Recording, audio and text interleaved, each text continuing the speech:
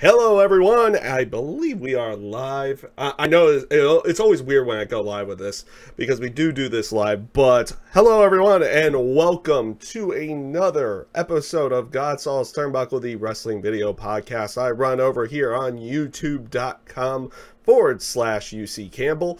And again, we're still... I keep saying, I said it plenty of times in the past, but I keep saying that we are in the process of potentially doing an audio variation. I don't know when that audio variation is ever going to come around, if it ever is going to come around. I do prefer the video variation, and I do like the live streaming side of everything as well.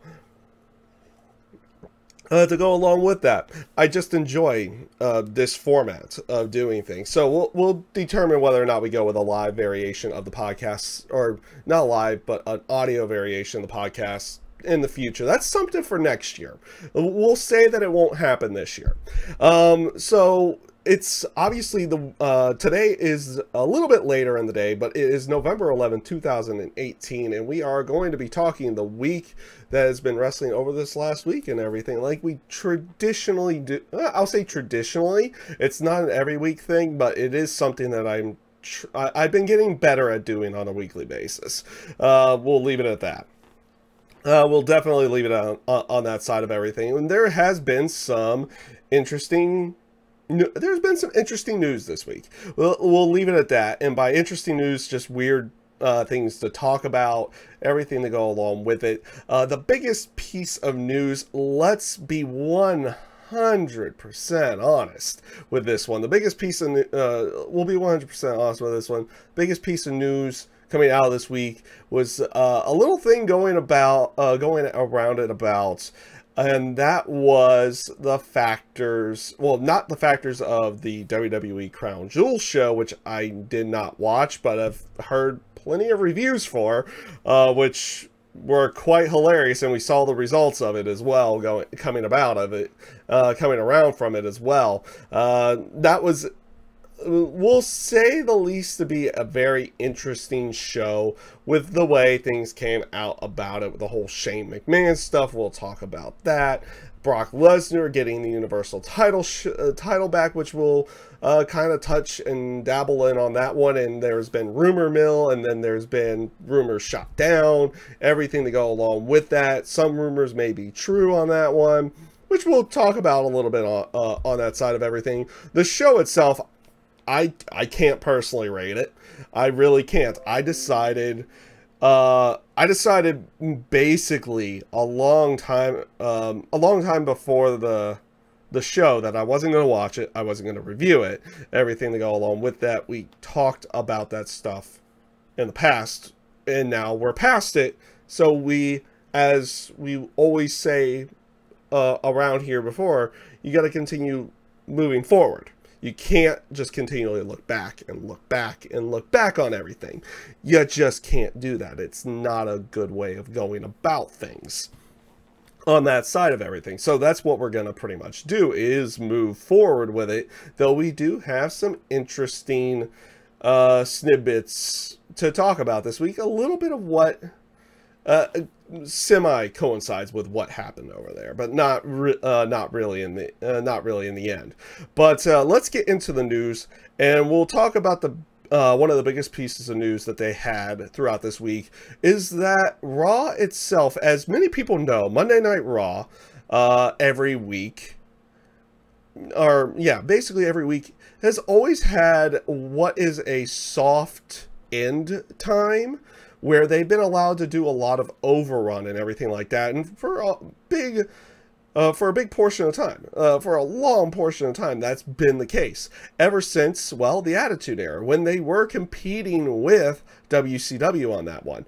They have always had some kind of overrun, where it had been 5 minutes or longer than that. What we've seen in the past so many years, it's either been anywhere from a 5-minute overrun to a 20-minute overrun on that one, for what was already a 3-hour show, which has always been one of those things that a lot of people have always talked about. It's like, you have a 3-hour show, why do you have a 5 to 10 minute overrun from the 11 o'clock supposed end time? that has been the case for years, really. Years and years and years. It's kind of always been ingrained that Raw would always have some kind of overrun. And it definitely did work back in the days when you had a 2-hour show and you wanted to get a little bit of extra viewership onto your show for maybe when you were in competition with, when they were in competition with WCW. And they were running stuff on Monday night. It's like, oh, we want to run longer than WCW because maybe people will flip back to the USA Network to catch the end of our show, and in trying to garner a few more viewers out of it to go along with that side of everything. That's no longer the case anymore with how things work. There is no other wrestling competition on Monday night, though WWE has always said that they're in competition with everybody else to go along with that, but there's not a direct competitor to them at this point in time in the terms of the wrestling side. So that's been the main thing about that.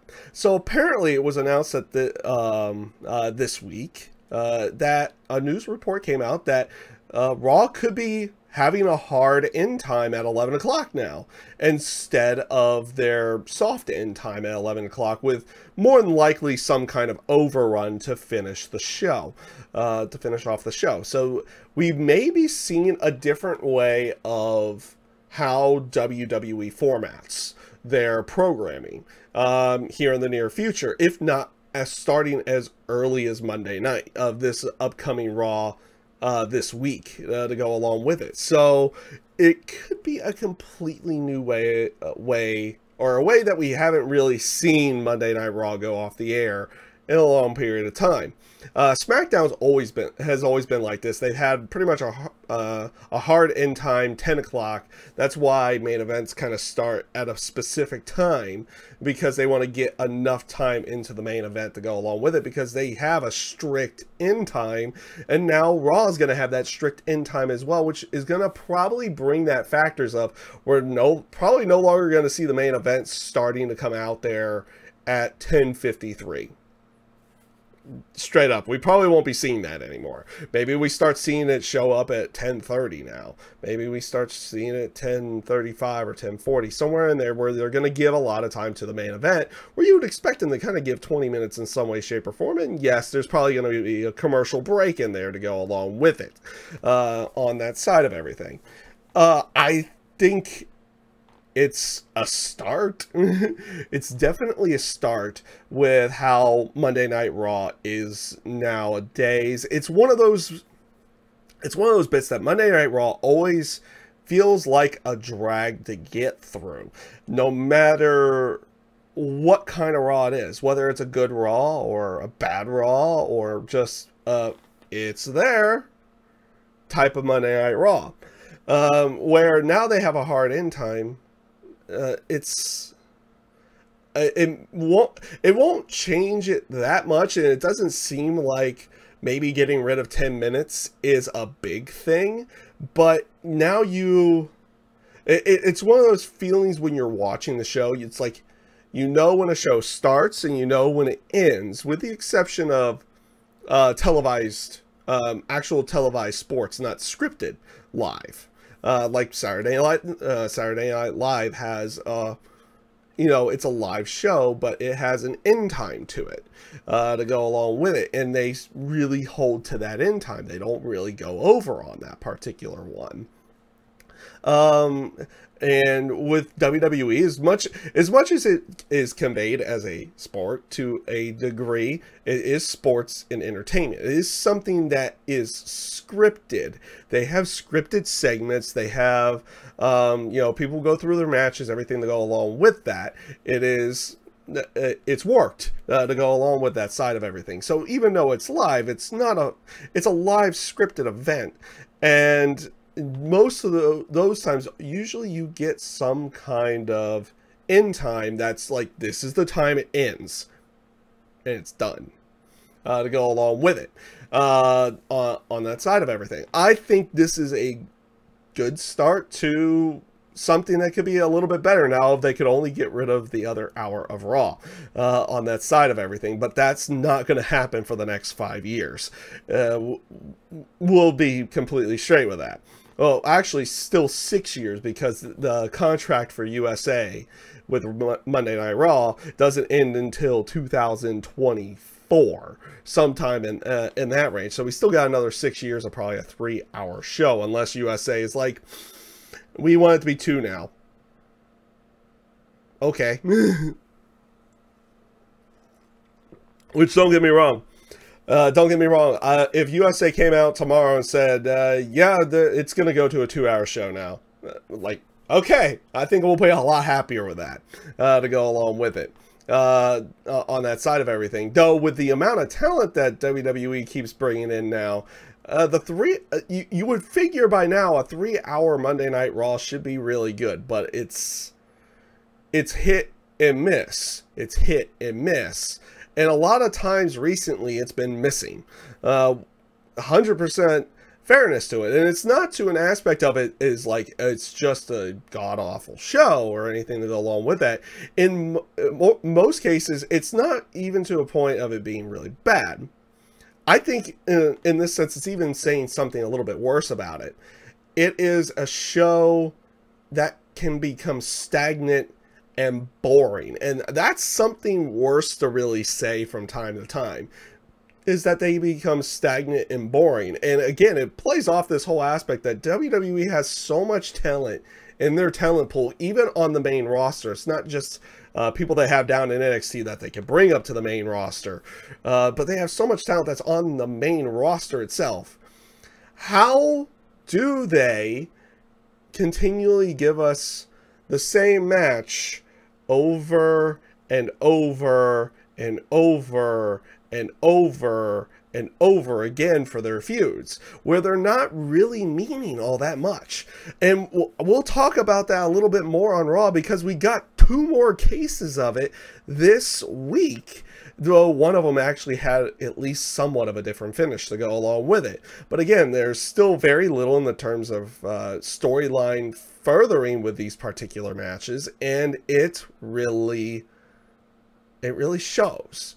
It really shows. And I am one of those on my end of things that usually focuses on the positives. I definitely do. And I call out the negatives when I really need to call out the negatives. That's what I'm doing right now, is that I'm calling out the negatives of Monday Night Raw. SmackDown's always been a different case to go along with it. It's not one that's really been that bad recently on that side of everything. Honestly, it's been really good for the most part on that side, where Raw kind of, it has its moments of being really good, and then it has its moments. It doesn't necessarily have the overly bad moments, but it just has the, oh, we've seen this a bunch. It was back when, it was back a long time ago when we were continually seeing Sheamus versus Randy Orton so many times. It's like, it's a good match, and I've seen it 10,000 times now. As much as we want to say, we could watch this match over and over and over and over again in the terms of them doing it every week, it does eventually, even with the best wrestlers. I'll even throw a comparison out. I'll throw a comparison out there that's not in WWE to go along with it. We'll say something in New Japan. If we watched Okada versus Tanahashi on a weekly basis, and you got a new match every single week, and it'll eventually start to feel stagnant, and you've seen everything that they can do, and then you're thinking in your head, where's the story? Where's the story going with this? Like, we've seen the match a couple of times this year on New Japan, on that side of everything, but each time they've been able to keep it fresh, unique, and something new to it, at least to the people who are viewing it, who are rather new over the last few years viewing it.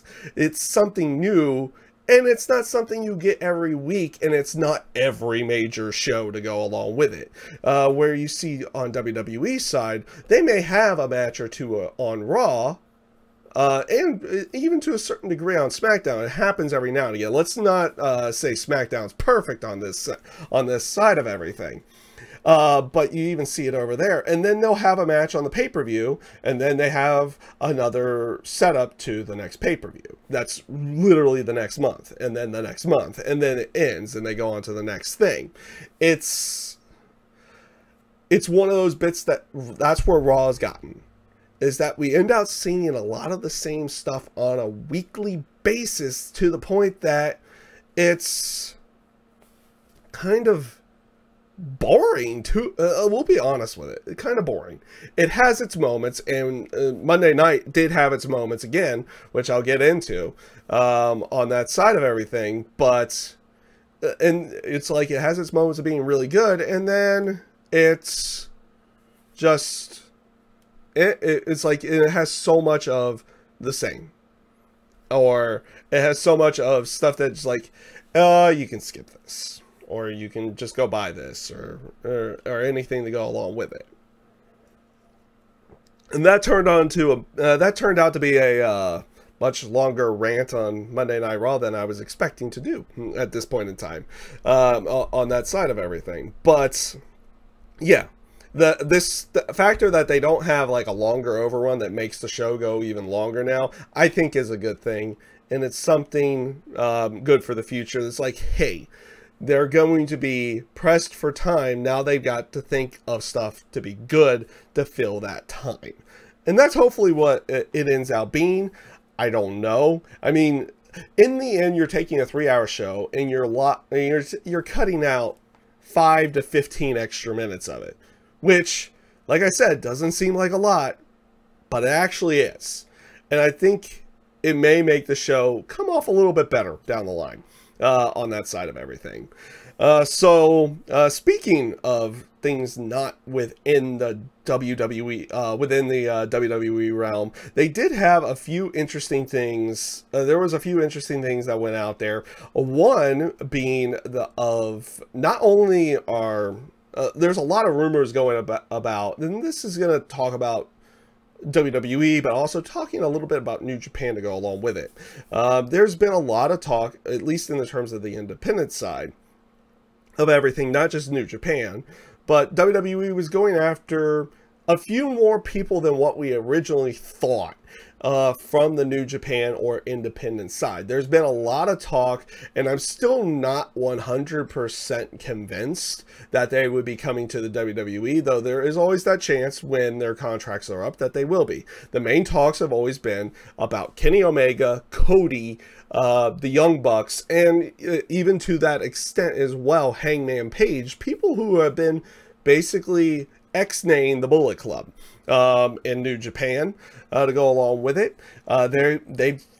And basically not finishing off the storyline that they have with the OG Bullet Club to go along with it. That's been another thing on that one. That's one of those few times it's like, yeah, did New Japan kind of drop the ball on that potential story, where maybe they just don't have time based off of the other stories to really get to it if they really are leaving the company to go along with it. Those have always been the big ones. But another piece of news that came out this week was the fact that they were going after Naito as well, and then apparently a few others that were kind of just speculated.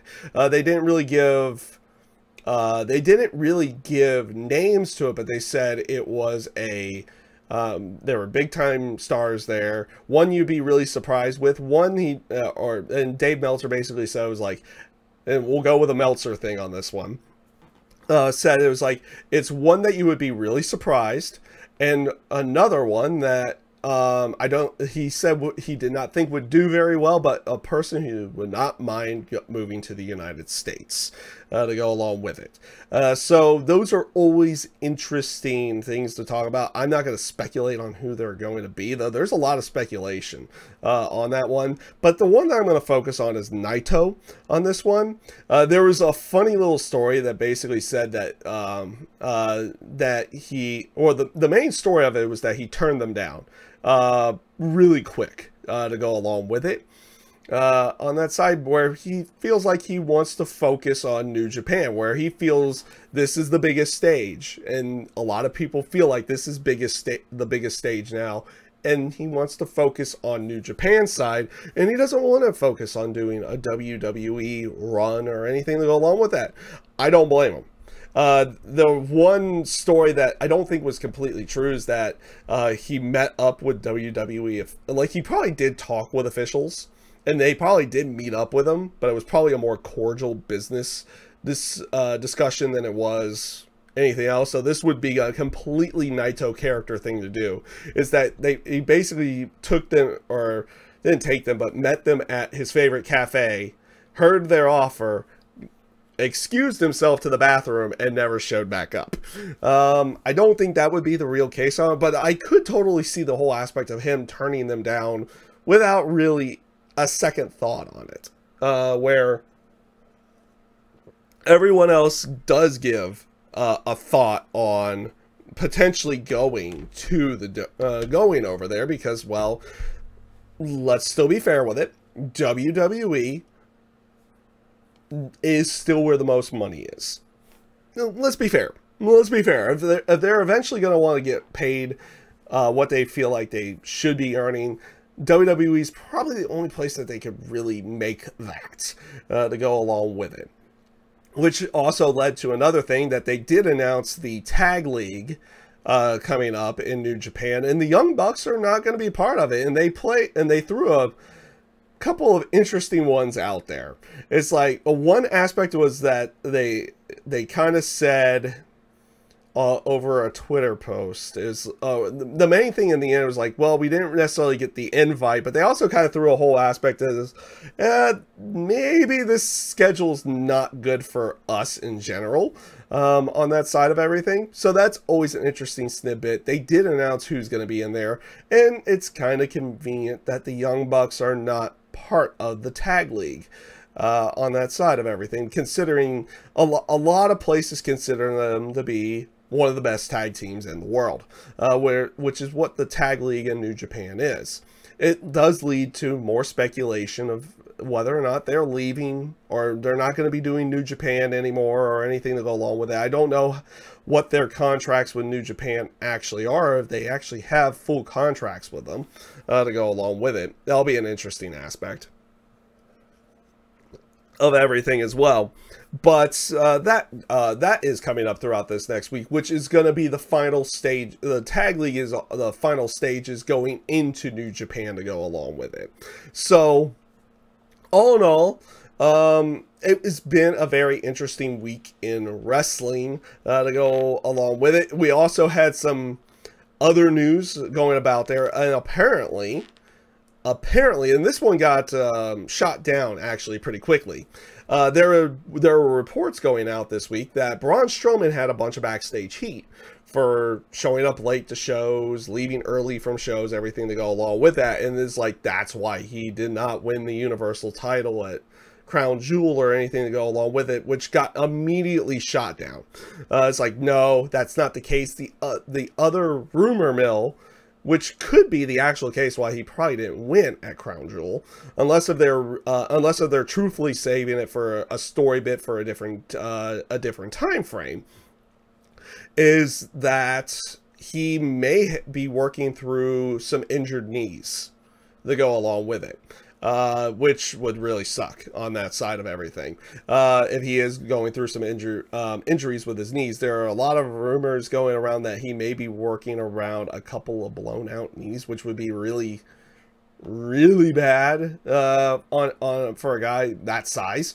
On that one, if he's continually working with it, where he's probably not being pressured to actually work through it, but he probably is pressuring himself to do so because of everything that's been going down as of late on that side of everything. So that was an interesting bit that came out this week. The funniest thing to come out of this week was the PR stuff that, we'll go ahead and just say it was PR stuff, because that's all this talk was just PR stuff.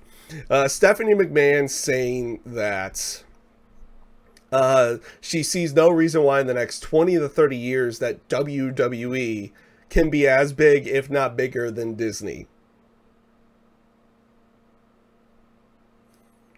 No. No. Well, it's laughable to really think. It will take a lot longer. It's not to say that it's not something that would never be done, but it's going to take a lot longer than 20 to 30 years.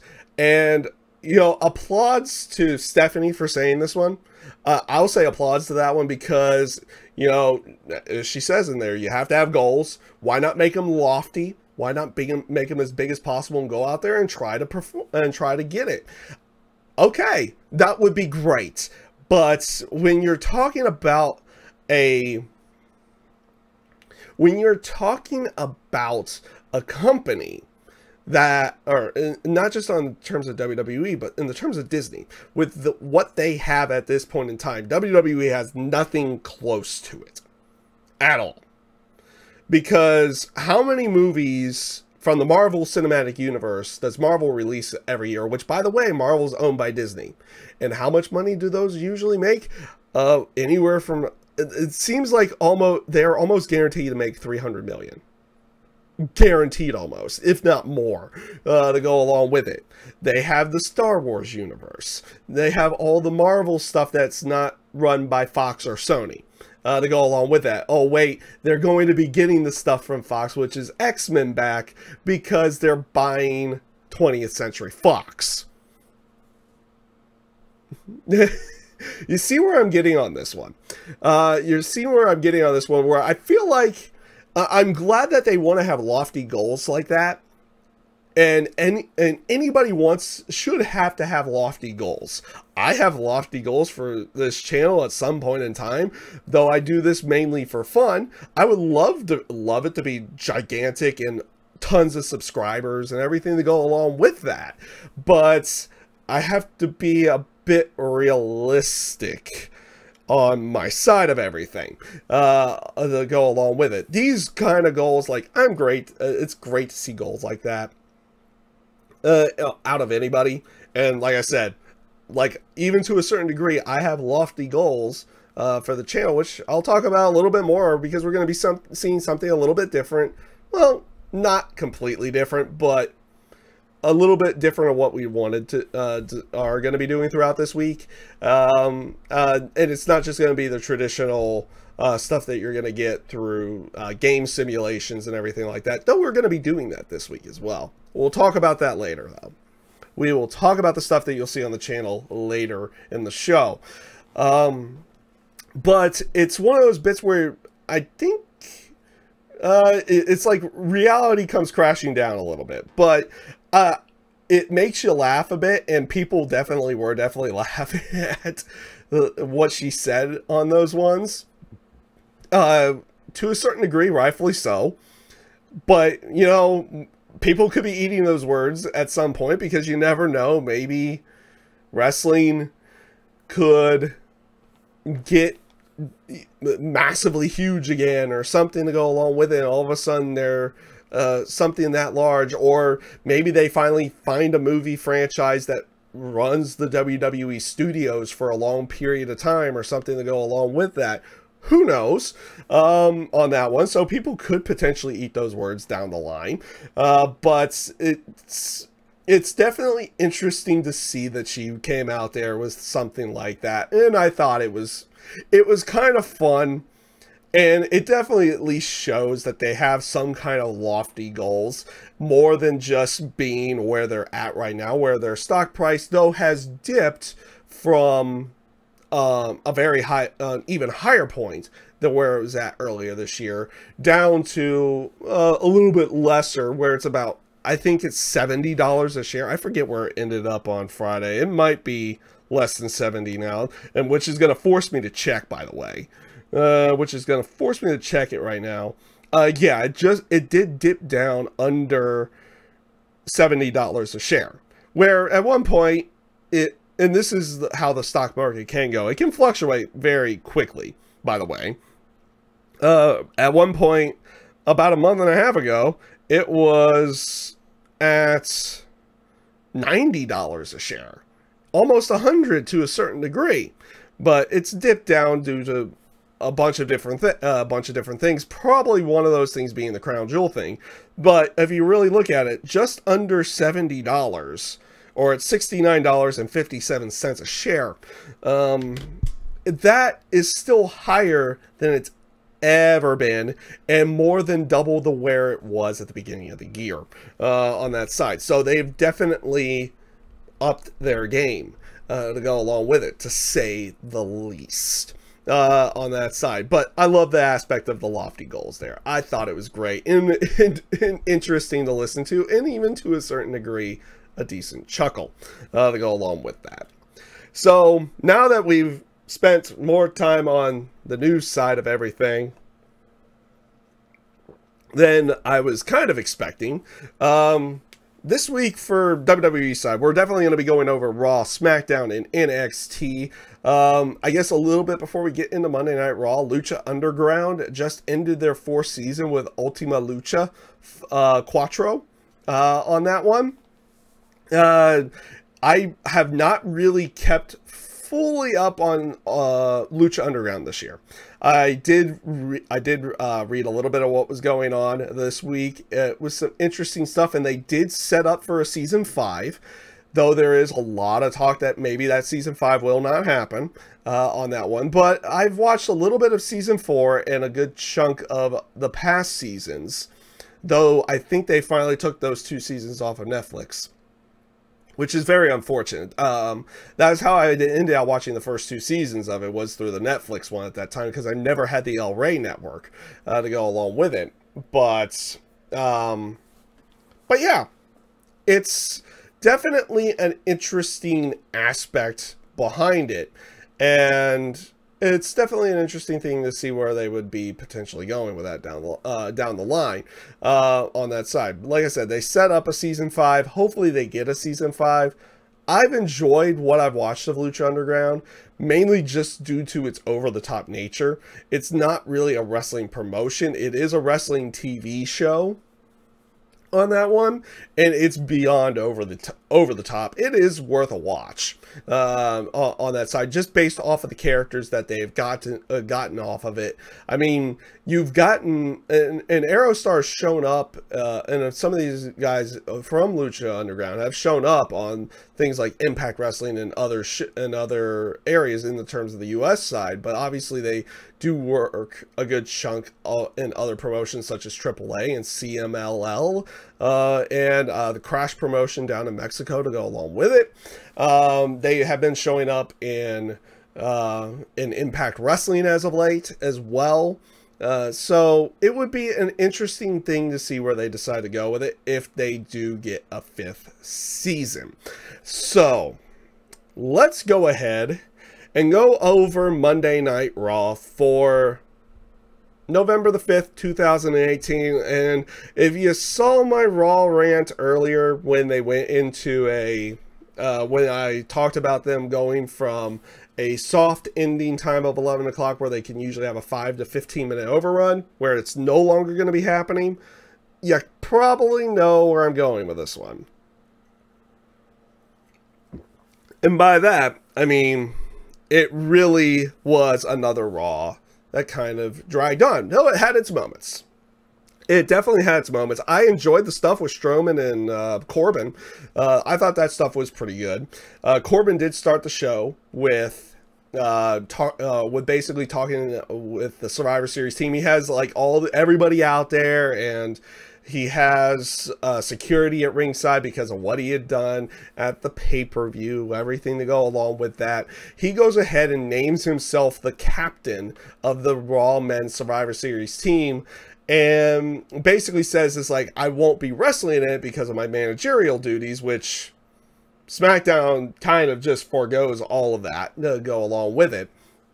But he starts naming people to the team. He names Drew McIntyre and Dolph Ziggler to be on the team, but then he also names Braun Strowman to be on the team as well on that side of everything, which is kind of interesting based off of what he had done from the whole Crown Jewel thing to go along with it.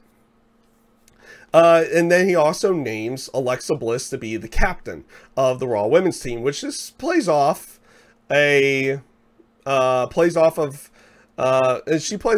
the whole aspect that Corbin's taking the managerial role, which she says that's what she's going to do as well. She's not going to wrestle, but she's going to pick the entire team to go along with it, which kind of brings to a certain point of why are they having Alexa Bliss on TV, but not having matches, which apparently news came out a little bit. Ooh, that spiked really, really high.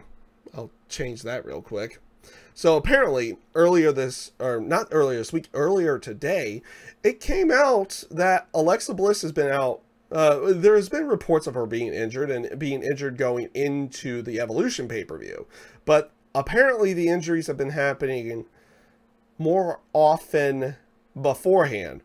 And there's been reports going about that one of the reasons why she's doing more of a managerial role than she is doing a wrestling role is due to the fact that she might have had multiple concussions in the past few months to go along with it. There had been reports that she received a concussion on the Madison Square Garden house show before Evolution, which was why she was out of the Evolution match, but apparently it's happened more often and more in like more matches beforehand on that side, which is why we have not been seeing her in matches as of late, which, let's be honest, that sucks.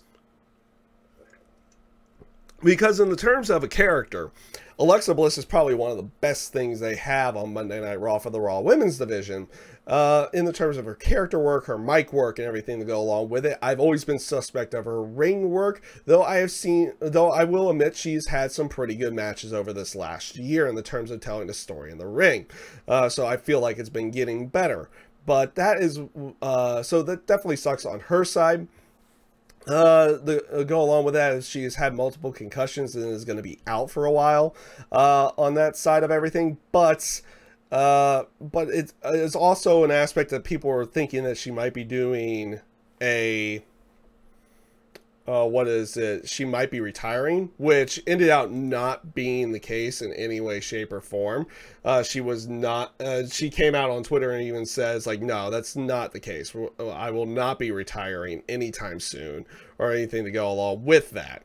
So that's good on that side. Hopefully the concussions she had gotten were not overly serious, and obviously not causing any type of brain damage or anything to go along with that, or anything along with that on that side of everything. But no but to it really. Just hopefully it wasn't that bad, and WWE itself is just taking very precautionary measures with her at this point in time, because she's definitely been a big focal point to that women's division for a long period of time to go along with it. So hopefully she's not out much longer on that side of everything, but they are definitely doing things to keep her on TV at this point in time. So she was going to, and apparently also with her doing managerial stuff to the side in the terms of story. We'll go back into story now on this one. Apparently it gave her power to make matches and to start them as well, because she continually wanted to start a match with Bayley, Sasha, and Natalya to go up against the Riot Squad, but she gets interrupted by Kurt Angle, who challenges Corbin to allow him on the Survivor Series team, and not only just allow him on the Survivor Series team, but to have him be the captain, and challenges him to a match for it, which Corbin ends out accepting. Alexa wanted to start the match again, wanted to try it again, but Strowman interrupts again this time, and when Strowman interrupts, he comes running down the staging, destroys the security, and chases Corbin out there and starts a big brawl to end the segment on that side of everything.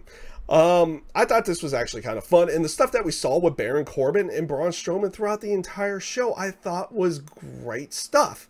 I thought it ended up being really good. You had Strowman trying to hide from him, Corbin, or not Strowman trying to hide from him, but you had Corbin trying to hide from Strowman. You even have a few bits where Strowman's trying to find Corbin in different areas, him basically chasing off a dude in there and telling them that when he finds Corbin, he's going to get these hands to go along with it. Also, kind of running funny a little bit in a bathroom as well that I thought was pretty good. I did like this stuff. And then, of course, Corbin was having an interview with Charlie Caruso, and she was like, "Why are you hiding from Strowman if you're not scared from him?" It's like, it's due to all these other. He's like, I'm not hiding from him. It's like, then why are you setting up like this barricade in this storage room? And you just have Corbin going like, why did you give away my position? And lo and behold, here comes Strowman to go along with it. To go along with that, as Strowman was also chasing Corbin down as he was leaving a little bit later, which prevented him from being in the match with Kurt Angle, which we'll talk about that a little bit as well, because I thought this was an interesting end to Raw, which I was actually thought was kind of good to go along with it, and which we will talk about as well. But Strowman, or Corbin, was getting interviewed one more time by Charlie as he was leaving. It's like, I've got managerial things to do. I'm pulling myself out of the match. So to replace me, I'm putting Drew McIntyre to go up against Kurt Angle. As Strowman comes in, it's one of those bits. Hopefully, this is kind of the thing where maybe the whole blown out knees thing kind of comes up. That for Braun Strowman. Or hopefully it was a case of the car took off too quick, because it looked like Strowman had to kind of hold himself back a little bit when chasing the car at that point in time. It was a little bit weird for a takeoff on that one. But I like the stuff that they had here, and I thought it was pretty good. It should lead to something interesting in the terms of matches. But throughout the rest of the show, there was a lot of, I won't say the same, but, well, yeah, to a certain degree the same, going through there, and a little bit of new stuff to go along with it. They did have Bayley, Sasha, and Natalya going up against the Riot Squad again, and we'll play it off of this, and they did do a little bit of a different wrinkle to go along with it, and it didn't necessarily get over in the end, especially with the factor that they didn't set it up in the weeks leading up to this. Their main difference was that Natalya was going to have her father's sunglasses, you know, Jim the Anvil Neidhart on that one, out there for good luck and everything to go along with that. And the match itself, they went through everything, and it was like the Evolution match to a certain degree, which I thought was, when it came to Evolution, I thought that 6-woman tag was probably one of the sleeper hits of the show, thinking that that one was going to be a lot of nothing, but it ended up being really good. But again, it comes off the aspect of, this was a good match, but we've kind of seen it a bunch before in a bunch of different iterations to go along with it. That is like, okay, it was good, but yeah, we've seen it type of thing. And what did they decide to go with on this one? They decided to go with a non-finish that was just kind of confusing. Not confusing in the sense of the sentiment that they decided to do with this particular one. I thought the sentiment was actually quite good on that side, and it kind of tugs at the emotional strings. I thought that was actually really good, because as Natalya got Sarah Logan into the sharpshooter, Ruby Riott gets her father's sunglasses. It's like, okay, and she kind of plays it off of, it's like, hey, I've got these, I have control over it now, type of bits, and threatens to break them. And it's like, so Natalya kind of lets go of the sharpshooter, and then Ruby Riott ends out doing it, breaking the sunglasses, stomping on him, and Natalya breaks down. You know, it tugs at the emotional heartstrings, and I get the sentiment of it. And I thought that was done at least decently well, but in the terms of the finish of the match, and you could even tell through the crowd. The crowd wasn't buying it in any way, shape, or form at that point. And that was the sad thing on that one. They weren't buying it at that moment. Where they started doing the whole count to 10 for a count out on the match because it just ended. No bell, no nothing. Everything just ended. Bayley and Sasha come over, console Natalya, everything to go along with it. Like, the sentiment I get, but the finish of the match ended up being a bit weird to go along with it on that side. And it'll be interesting to see where they go with that portion of the storyline. Maybe it will be mainly with Natalya and Ruby Riott to go along with that. Because there's another thing that they've been setting up on there, and you know that this was, and we still know this is coming at some point.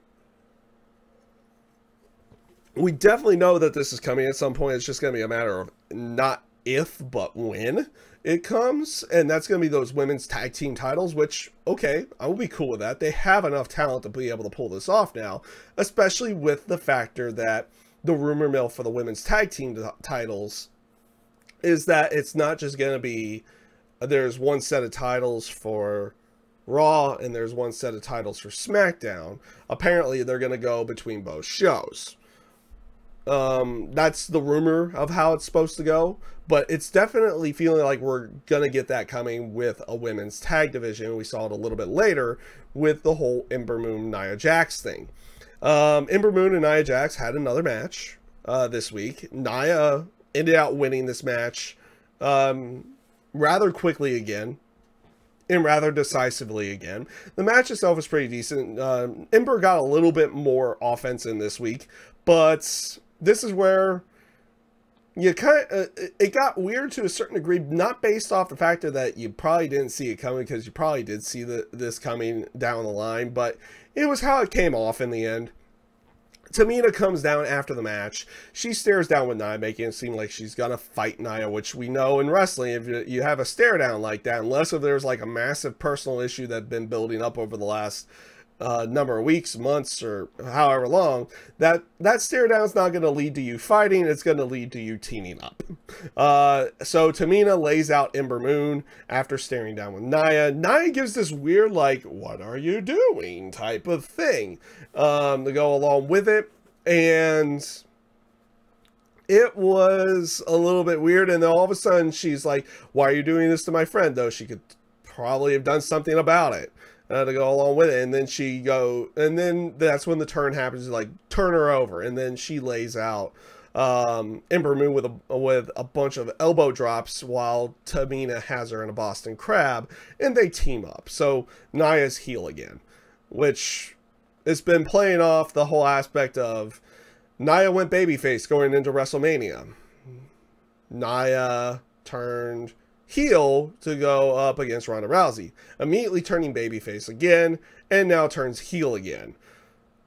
We're back to that, where people are jumping. It's like between face and heel, not on like, oh, 1 year they're face, 1 year they're heel, or something like that. It's like, nah, this can happen over the next 3 months. I didn't really care for it. I'll be honest with that one. I didn't really care for that particular one because it feels like Nia has been definitely she's been flipping between face and heel too much this year for my liking to start to really care about the character that she is having right now. Now, it'll be interesting if they keep her consistent for a while, and it seems like she's going to be teaming up with Tamina, probably going after the tag team titles. You had Jinder Mahal going up against Apollo Crews. I thought this match was decent. Apollo Crews is apparently calling himself now the human highlight reel, which is probably going to be his gimmick going forward for the time being on that one. Let's see how long they decide to actually push him for. Apollo Crews picks up the victory in this one, which I thought was a decent match. And they play it off as, you know, Apollo Crews getting a win against the former WWE champion, which is kind of big to go along with that. In all fairness on that side of everything. So you have, and we'll go through this one as well. You have Seth Rollins coming out.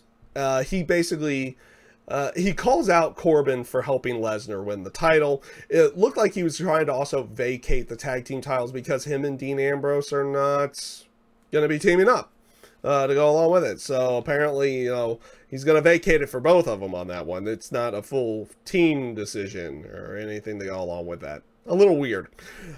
A little weird on that side of everything. Not going to lie. But Baron Corbin basically comes up on the Titantron and says, no, you're going to defend those titles, and I believe you can do it by yourself. So you're going to do it against the AOP. And the match with the AOP I thought was a good match. Though it was one of those matches that could have easily just been a squash match. It was way too competitive and kind of actually made AOP look a little bit weaker, at least in my mind. On that side of it, because of how competitive it ended out being in the end. AOP does pick up the victory though, and they do have the tag team titles where, let's be fair, the Raw tag team division is not much, and yeah, those titles should be on AOP right now, in all fairness. After the match, Ambrose does come out. He basically is like, you want to know why I did what I did? Doesn't say anything, dirty deeds, leaves. Not, still no explanation on that side of everything. Here's another one that I thought was actually kind of good on that side of everything. I thought this was really good. Ronda Rousey comes out and basically cuts a promo on Becky Lynch about Survivor Series. I absolutely loved the promos. I've been liking both the promos, and we'll talk about Becky's promo too on SmackDown to go along with it. I thought Ronda came off really good in this one, from being like intense about what she was talking about and then going further intense to go along with it. I thought this was a very good promo. She ends out calling herself the baddest bitch on the planet. She talks about like what she was doing in her life while Becky was doing these other things to go along with it. On that side of everything, and to go along with those side of everything, I thought it was good.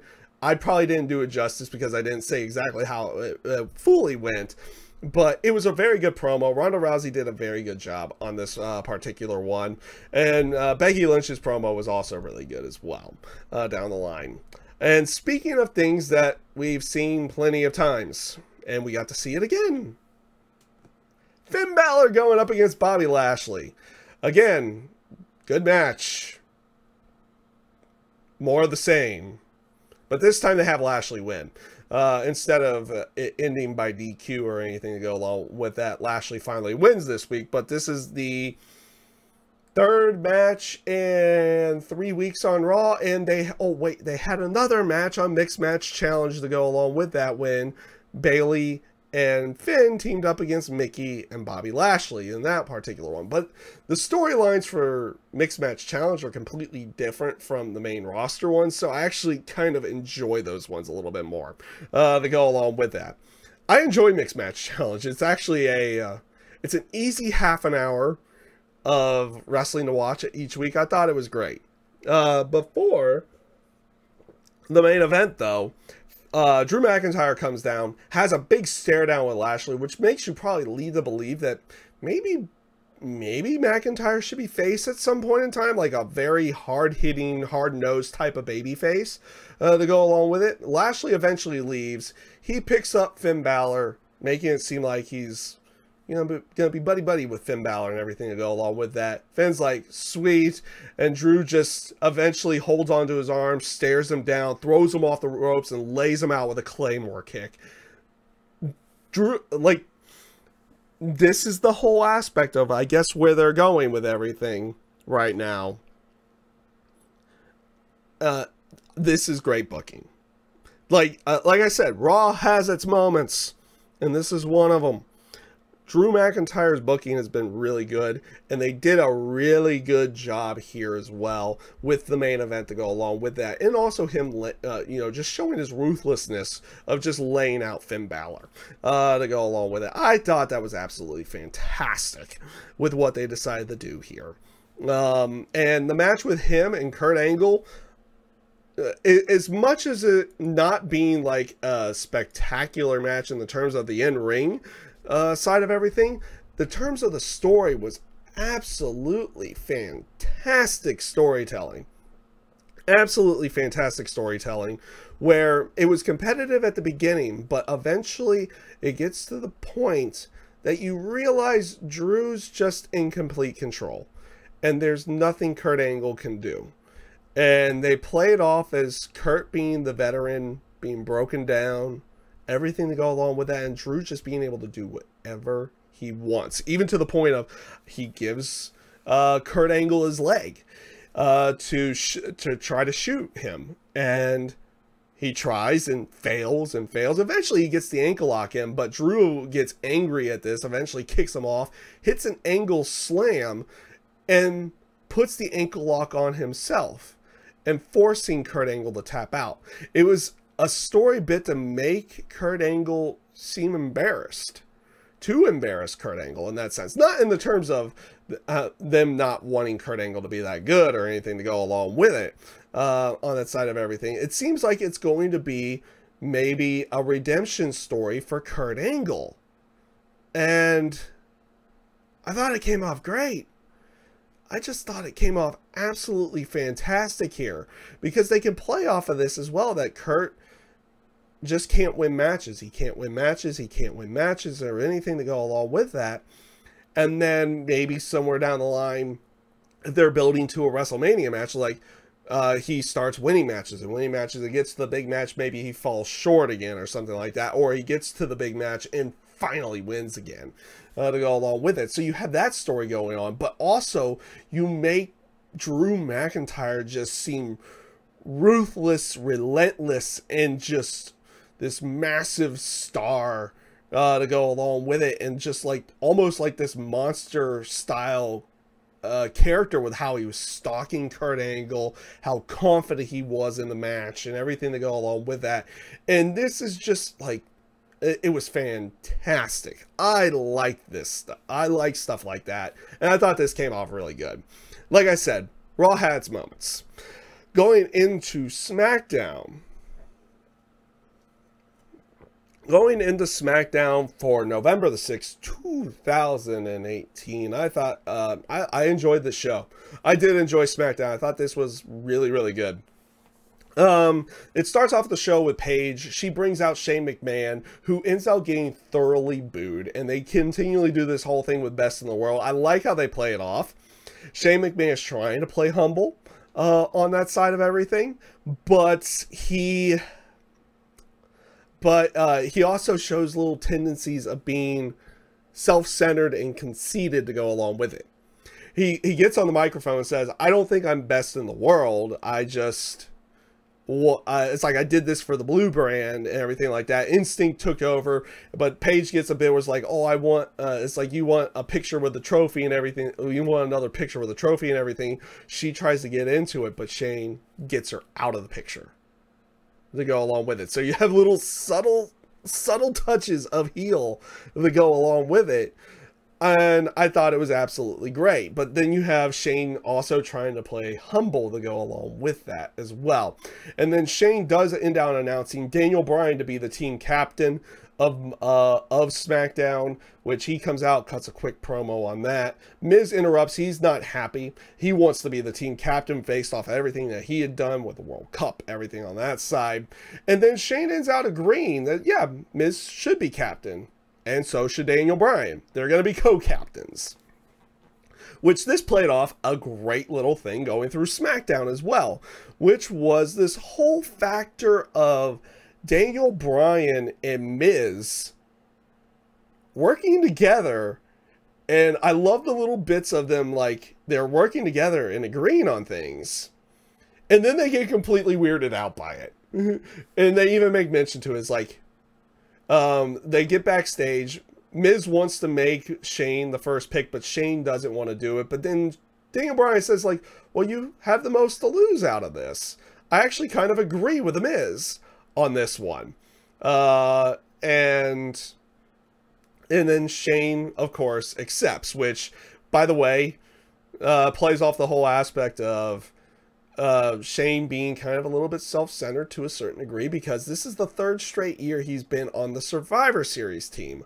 to go along with it, where he calls the area the land of opportunity, yet he continually takes an opportunity out of a big match at Survivor Series for somebody else, because he's been on that Survivor Series team for the last 3 years. Interesting play on that one. But then you get little snippets throughout the entire show where it's like, Daniel Bryan's like, this is weird. We're agreeing and working together properly, though it does break down a little bit. Sorry, I had a bit of a sniffle there. To go along with it. And then you just get those little interactions with Miz like, you're right, this is weird. And he just walks away. Eventually, it's like, and he also says, like, Bryan gets the next pick, which eventually Bryan picks Rey Mysterio. Miz agrees, but only if he wins his match with Andrade Cien Almas, which we had a little bit later in the night. It was a very good match, maybe a little too short on that one, but you know, it's a TV match. They can't all go 20 minutes. To go along with it, but the stuff between Rey and Andrade Cien Almas was really good. Rey does pick up the victory, so he is going to be on the Survivor Series team. Randy Orton ends out RKOing Rey Mysterio after the match, which was a little continuation of that one. I love the little bit that they have with backstage with Bryan and Miz. It's like, because Bryan initially accuses Miz of having Orton go out there to sabotage his pick, and then Miz's retort is like, why would I want to talk to Randy Orton? It's just a bunch of menacing glares and just silence, and he just RKO'd me last week. No, I want to be nowhere near that guy. I love the little snippets that we got there. You also have the Usos in the New Day in a match which the winner was going to be the captain of a Survivor Series tag team elimination tag team match. They're doing the 10-on-10 thing again. No. The match itself can be interesting, but I'm not a big fan of those particular ones. I think the 5-on-5 is best at this point in time, but the 5 teams versus the 5 teams, it's going to be a little bit rough, especially on the Raw side. If you're really looking at it, we take a look at their teams. So you have the these are teams that aren't the tag team champions, because the tag team champions have to face each other. So you have the Bar going up against the AOP on that one for Survivor Series. So the teams that could be there for Raw: the Revival, Slater and Rhino, the B Team, Bobby Roode and Chad Gable, Lucha House Party, maybe Breezango if they're healthy enough. Just based off of what they have on SmackDown, because you have the Usos, which they end out winning the match, and it's heavily, like, again, good match. We've seen it a lot of times, but you feel like those two teams can have a good match in their sleep at this point in time. They are usually thoroughly entertaining in some way, shape, or form, and they do try to keep them fresh throughout the entire throughout all the matches that they've had. It's one of those few matches where they have had a lot of matches with each other over the last year, but they seem to keep it fresh on that side of everything. So it is still kind of entertaining to go along with that. And then New Day gets put on the team by the Usos afterward. They ask them to join the team. New Day does join the team to go along with it. So you have Usos, New Day, the Club. Who else do you have on SmackDown, though? The Clones. The Clones are on SmackDown. I'm missing a team here because the Bar is not going to be in the match. They're in the Tag Team Champions versus Tag Team Champions match. Who am I missing from SmackDown? Bludgeon Brothers. Rowan's out with injury. Sanity. Sanity's there still, though, to go along with it. Which, hey, guess what? We get to talk about Sanity a little bit today, too. On that side. So, I mean, they have the teams to do it. It's just, it looks very lopsided, and it, you know, the SmackDown Tag Team division is far better, at least in that sense. So they'll have Raw's tag division win that match, probably. to go along with it, though. It seems a lot better over on SmackDown on that side of everything. So up next, we had Becky Lynch cutting a promo on Ronda Rousey. And I loved this promo as well, because Becky, there were little points in Ronda's promo where she said, while you were doing this, that wasn't part of wrestling. I was doing training for the Olympics. My mother was waking me up out of dead sleeps trying to break my arm. I was, you know, in the midst of a very dominant UFC run to go along with it. And she lambasted Ronda for kind of poking fun at that, what she did to have to work her way to get to where she was. And also says Ronda's never been tested, and you know, your titanium body is going to give out to your weak mind eventually, and that's what's going to happen at Survivor Series. And eventually she says, like, I'm worked up and everything, I want to have a match. Sanity's music hits, and normal Sanity's music, and Sanity actually walks out, and it's like everybody's like, wait, what? And then there's one quick reminder, because lo and behold, who debuts on SmackDown but Nikki Cross. Nikki Cross finally shows up on SmackDown. I don't know if it's going to be a permanent thing or just a one-off, because they were in the UK side of everything. She comes out to a very big pop, did her traditional NXT shtick, and then she gets on the microphone and it's like, I'll play with you, Becky. Let's play. And they have a match. The match was good. Nikki Cross does end out losing to the Disarmer on that one, which is, again, another aspect of they lose, like, she debuts and loses right away, but it is to the champion, so it's not necessarily that bad. It's hard to really say on that one.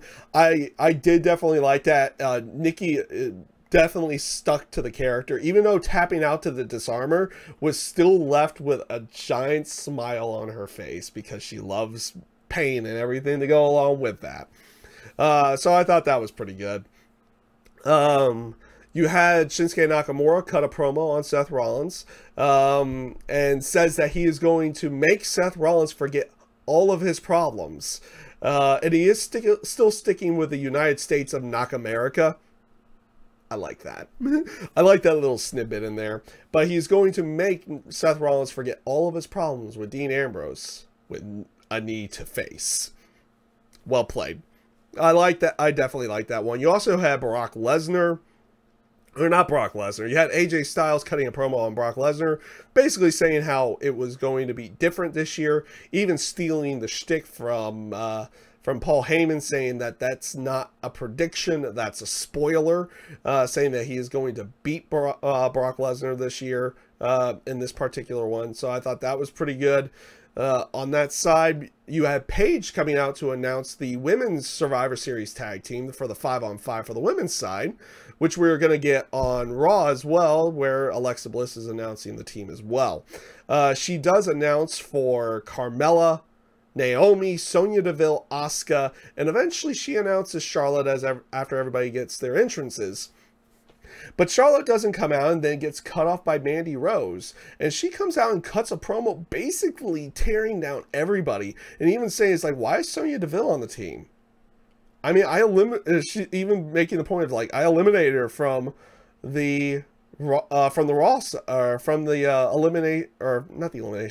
Evolution Battle Royal, and eventually she gets to the point of going after Naomi. Naomi just knocks her down, and they start brawling with Mandy Rose, and eventually she gets pulled apart by Sonya Deville and everybody else on that side. But it's an interesting aspect of, Charlotte didn't show up, and then Mandy Rose showed up. So are they doing something there? And they're continuing on this whole bit with, are Sonya Deville and Mandy Rose going to, in their alliance, everything to go along with that. I thought that was a pretty good segment in the end. So this led to the main event of the night, which was Jeff Hardy versus Samoa Joe. This match was made by Daniel Bryan, well, to a sense, made by Daniel Bryan and The Miz based off the fact that they were going to get picks to see who would be the last member of the team.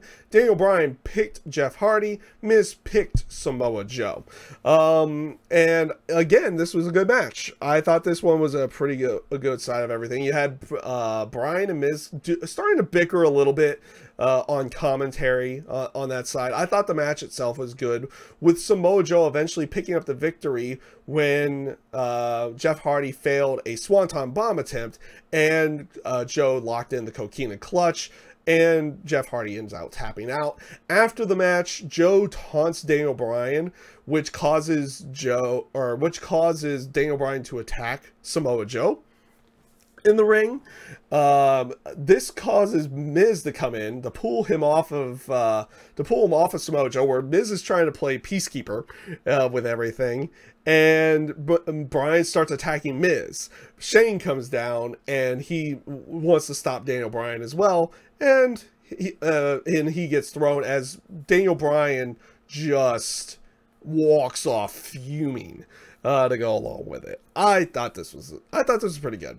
I definitely enjoyed Smackdown. I thought it came off really good on that side of everything, and yeah, it just came off really good.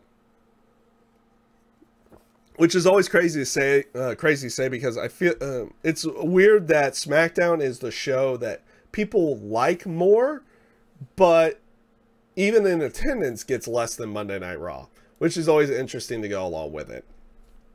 For Mixed Match Challenge this week, not a bad Mixed Match Challenge, though the second match was a little bit short and not all that great.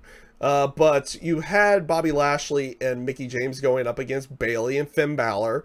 I thought their match was pretty good. Again, the thing about Mixed Match Challenge is that the wrestlers seem a lot looser out there. They don't necessarily seem like they're overly scripted with everything, and you kind of get little snippets that are just fun on that side of everything. This match was played off a little bit more as a full-on competitive match, where they do usually stick a bunch of comedy in there. They did stick a pose down in there with both Finn and Bobby Lashley, where Bobby Lashley was doing poses throughout the entire thing. And of course, Finn goes for it and he gets knocked down by Bobby Lashley, even to the point that Bayley does a pose to go along with that. I thought it was fun. The ending of the match had Finn Balor chasing Lio Rush around because he stopped a coup de grace attempt again to Bobby Lashley. He chases Lio Rush around, where Lio Rush looked like he was purposely running slower to make it look like Finn could keep up with him, because Lio Rush is a lot faster than what he was running here to go along with it. He runs into the ring. He ends out eating up Bayley to belly, but Mickie James hits the Mickey DDT to Bayley to pick up the victory. The second match was Carmella and R-Truth going up against Naomi and Jimmy Uso. There wasn't much to talk about this one. They did do a rap battle in there, which I thought was fun. There was a dance break, and then it was very short after that, with Naomi picking up the pin over Carmella. The match itself was not all that great on that side of everything. But again, Mixed Match Challenge it's fun. And apparently they're playing off of a playoff system to go along with this. So they've been doing a round robin tournament versus the tournament that they did last time, which was a single elimination bracket. So each team is facing each other. Apparently there's going to be a playoffs at the end, which is weird because you have 5 teams on Raw, 5 teams on SmackDown, and then the winners from the Raw and SmackDown side will face each other at TLC. So apparently 4 teams are going to be in the playoffs, where 1 team is knocked out there, and then it's going to be like single elimination till the TLC thing to go along with that. So apparently that's how that's working this time around. Which, don't get me wrong, I enjoyed the show, so it's an easy half-an-hour watch for me every week, and I enjoy it. Like I said, I just enjoy it, probably just because of the different vibe and feel that you get from that particular show. So let's roll into NXT for November the 7th, 2018, and I thought this was a pretty good show. I thought this week's NXT was actually very good because the matches you got were actually quite good to go along with it, and you had the continuation of stories being built to go along with it on that side, and what they're going to be doing for NXT TakeOver to go along with it as well. So you had Heavy Machinery going up against the Forgotten Sons. This was just a very good match. This is by far probably one of the better matches I've seen from Heavy Machinery, and this time it was Heavy Machinery going up with Forgotten Sons being Steve Cutler and Wesley Blake to go along with it. I just thought it was a very good match, like very hard hitting looking, with eventually Heavy Machinery picking up the victory with a catapult kind of like a catapult World's Strongest Slam from Otis Dosovich to Steve Cutler to pick up the victory. Just overall, very good match. Heavy Machinery looking really good on this one as well. Same with the Forgotten Sons. I thought both teams ended out looking really good in this match. You had a Candice LeRae interview where she was basically saying how she wants a match with Nikki Cross for everything that she was doing, and kind of, you know, playing around with everything with Johnny Gargano and everything to go on that side. She wants answers from Nikki Cross, but not getting them. But she also is playing a little bit heelish to go along with it, which is not something you usually see from Candice LeRae, where she plays heelish to kind of go along with what Johnny Gargano is doing. It's like you want answers for what Johnny Gargano is doing. Well, I want answers from Nikki Cross. So I'm not going to give you any answers or anything like that. We'll let Johnny tell you everything, which he does do later in the show. You had Dakota Kai going up against Tainara Conti. Again, good match. Very good match. Well, I wouldn't say very good match, but good match with both of them. Dakota Kai looking good in this match. Same with Tainara Conti as well. She works over the arm of Dakota Kai throughout the match on this one, but Dakota Kai continually fights back. Eventually does do her team kick stuff, or her team, everything that she does with the team kick. Does the run across the ropes to get a run from like half the ring to get a lot of speed to get the big boot in the corner, and her new finisher, which they are calling the chiropractor. This is a good name for that move. So it is, for people who know who Amazing Red is, the Code Red, which is the Sunset Flip Powerbomb that he had brought in there. It's a variation of that into a backstabber, which looks absolutely fantastic. The only downside to it is that it looks like there's a little bit too much setup into it as well, but overall still looks really good to go along with it. You had a Mia Yim interview, which gets interrupted by Bianca Belair, which sets up a match between the two of them. So that's probably going to set a match up between the two of them on that particular one. I like how Bianca Belair continually goes around, because she is undefeated, but she will continually go around spouting it to everybody and interrupting everyone's interviews for other people in the women's division, because she feels like all the focus should be on her to go along with it. And she continually goes like, I am undefeated. And of course, Mia Yim had a bit of a, I forget what she said in this one, but she had a good comeback to go along with it. It looks like it is setting up a match between the two of them, whether it happens next week or a little bit later, or if it's the TakeOver match. Not necessarily on TakeOver, but maybe on the tape stuff before TakeOver. Who knows, but that could be a really good match as well. You had Shayna Baszler interview where she cuts a promo on beating Kairi Sane and saying, hey, how many times do I really got to prove it? And Regal is basically like, well, you're going to have to prove it one more time. He does make a match between Shayna Baszler and Kairi Sane for TakeOver, and he makes it 2 out of 3 falls. So nice.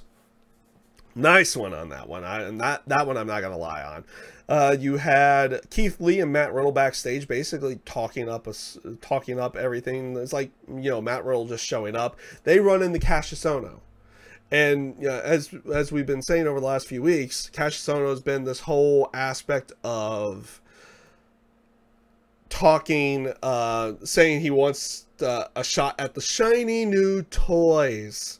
As I'm just double checking everything on my side, everything seems to be running fine. I have to keep double checking everything on the stuff, but he wants a shot at the shiny new toys on coming in the NXT. And you know, Keith Lee and Matt Riddle just showed up. Who knows if this is going to set up a match between either of them at Takeover or anything to go along with that. But he says it's like, you know what's the good thing about new toys? Breaking them. And just walks off. I thought that was pretty good. You had a Johnny Gargano iPhone style promo, and I thought this was good. He basically explains why he did what he did to Aleister Black. He goes off and basically treats it as Aleister Black was just collateral damage in his obsession, in his quest to destroying Tommaso Ciampa. Even playing it off as saying, it's like, yeah, I did a bad thing here. I realize that, but I don't feel myself as the villain of this story. I feel myself as the hero. Still, at this point, I'm the same Johnny Gargano I've always been. The same Johnny Wrestling I've always been. And it's just, you got in my way to go along with it. And he loved this little, these little snippets inside of there to go along with it, saying it's like, does this look familiar to you, Aleister? And he kind of like, and basically explains it. Eventually walks up to where the Aleister was laid out, and he was like, one more time. It's like, and he does do it one more time. It's like, this look familiar? This is where I laid you out. Yeah. I finally realized that, yeah, I'm or he considers himself the hero of the story still. He just realizes he has to play dirty sometimes. Well played. This was a very good promo. I actually like this one. The aspect of Johnny Gargano's obsession with Tommaso Ciampa has pushed him to a level that people thought he would never go to, which is essentially becoming exactly what he hates, but not realizing it. He became exactly what he hates, or as he realized it to a point that's like, yeah, I've got to play dirty a little bit, and maybe people are going to think differently of me. Who knows? I liked where they played off of this story, and of course it's setting up going into their takeover match. I thought this promo was great. I loved where they went with this. I was a little bit skeptical of it just being simply Johnny Gargano being the one who attacked Aleister Black, but after this promo, well played.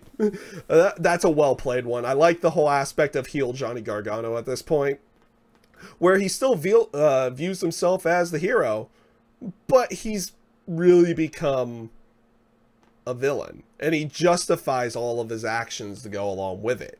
On that side of everything, I thought it was played off really, really well, and that is actually a sign of a good villain. They justify their actions for what they did. That wasn't necessarily a good thing, but it was supposed to be for the greater good down the line. Well played, and like I said, I was skeptical of Johnny Gargano being a villain. Did not know if he'd be able to play it off all that well, but he played it off really, really well here on that side of everything. This leads us to the main event of the night, which was Velveteen Dream going up against Lars Sullivan, and I thought this was a really good match. It was an aspect of Lars Sullivan continually saying, he's like, I wanted to destroy the Velveteen Dream, so he would take over the match at TakeOver from him. So he focused around destruction versus winning, which, you know, eventually Dream fights back, and, you know, Lars is like starting to think, like, okay, I just got to win the match now. And it was a good way of playing off of this match and a good story to this match as well. It gets to the point that Velveteen Dream looks like he's going to win with hitting the Purple Rainmaker elbow drop.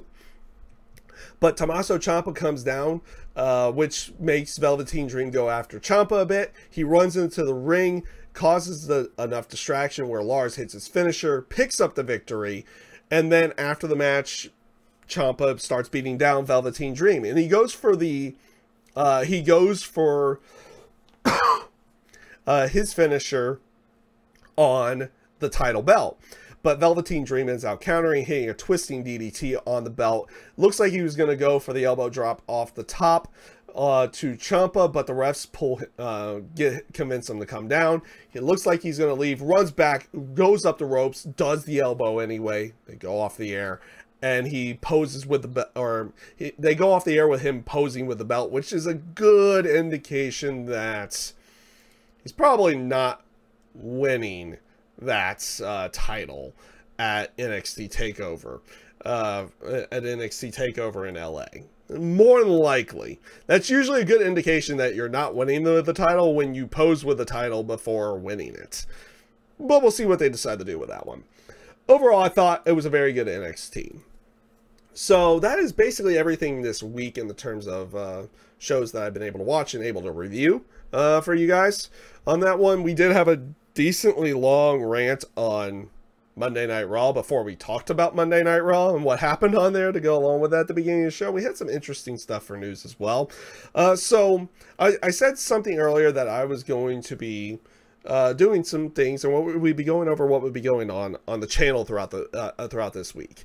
Obviously, Survivor Series and Takeover's coming this week, so we are going to be doing predictions for NXT Takeover and for Survivor Series to go along with that. Those prediction videos will come out before this week's episode of GodSaw's Turnbuckle to go along with it. We will do an episode of GodSaw's Turnbuckle hopefully on Saturday before Survivor Series Sunday. It's going to be a little bit hard. We're going to try to get through everything a little bit sooner this week so we can do something either before Takeover or before Survivor Series for a traditional episode of GodSaw's Turnbuckle on that one. So we will be doing something on that side. We'll more than likely find time to do simulation matches, at least for Survivor Series. We may do something for Takeover. I don't know how we're going to do a War Games match, though. I have no idea how we're going to do a War Games match. I don't think we can do that one, honestly, if we do a simulation for the War Games stuff. Though, honestly, with the Survivor Series elimination matches, those are going to be a little bit hard, too, because they don't allow for 10 players. They're 4 on 4s versus 5 on 5s to go along with that. But we're going to do those matches as best as we possibly can. More than likely, we will get simulation matches to go along with that.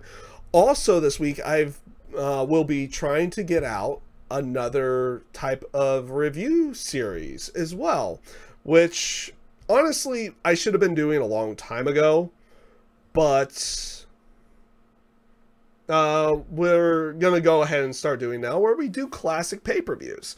And the show that I have chosen, I'm still in the process of watching through everything, so we're gonna have to finish I'm gonna have to finish watching it, and then we're gonna do a review for it. I don't know if I'll do it live or if we'll do it where I record it and then upload it later for that side. But the thing I've chosen, since it's going to be Survivor Series time, I have chosen Survivor Series 1999, where, well, you know where that one definitely went. That was where they were advertising as Rock versus Austin versus Triple H, but this is where Austin gets taken out for the year due to having to have neck surgery on that one. So we will be going through Survivor Series 1999. And I will probably have that review out this week to go along with that. And yeah, it's going to be a nice little thing where I'm going to try to start doing more classic pay-per-views to go along with it. I think that would be a lot more fun. I think that will be a lot of fun to go along with that. Obviously, I am going to also be having a NXT Takeover and Survivor Series review as well for both of those shows. So those will be going up this week. There's going to be a lot coming. I'm going to continue on with the whole Rocket League thing where I'm trying to get the platinum. It has not been going well. We'll leave it at that. We'll leave it at that side where I'm trying to get out of gold rank, but it's not been good for me, at least recently. So that should be a lot of fun as well. So we got some interesting things coming up to the channel this week for you on the YouTube channel. Hopefully we get some more stuff for the Twitch page as well to go along with it. More than likely the simulation matches will happen over the Twitch page, which link is in the description, by the way, on that one. And yeah, it should be an interesting week. A lot to go on this week and a lot to get done. And we should see a lot of things coming your way this week onto the channel. So with that being said, everybody, I thank you guys for watching. For everyone who tuned in live, I thank you for watching. For anybody who's watching this later, also, thank you guys for watching. Peace out, take care, and have a great rest of your day.